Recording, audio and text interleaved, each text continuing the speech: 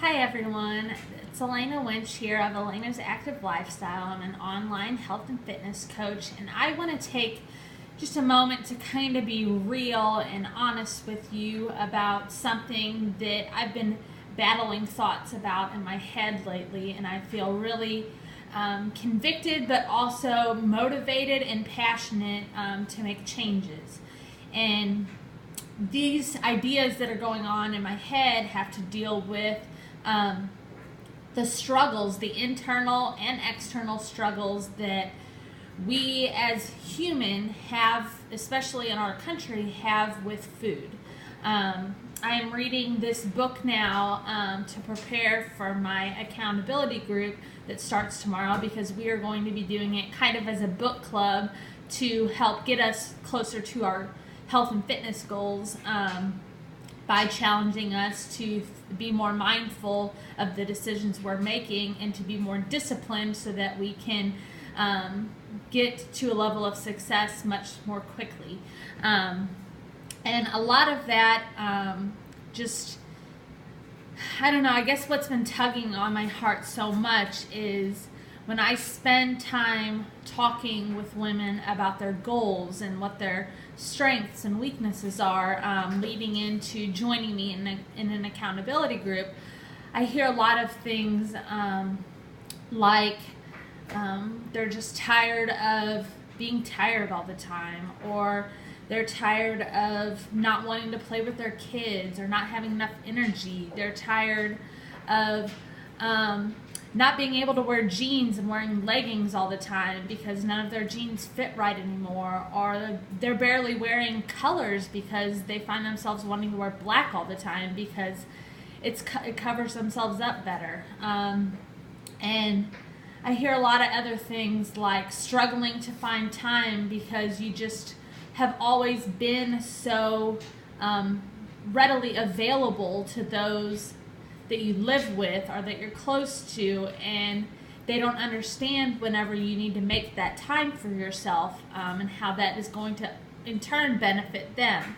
And when I talk to these women about these struggles that they have, I can just hear the hurt in their voice. I can feel the hurt that they're hurting, or that they're feeling, and it tears me up inside, because as women, or as humans in general, we should not have to feel that way. We should not feel that at a loss for control in our lives and for our own happiness. Like, that's something that we just shouldn't deal with. And a lot of what this book talks about is it takes those struggles that we have with food and dates them all the way back to Adam and Eve in the Garden of Eden, and how God, or the devil, uses food to tempt us into thinking that we don't deserve greater things, or thinking that we aren't capable of achieving those things because these foods are always going to get in our way.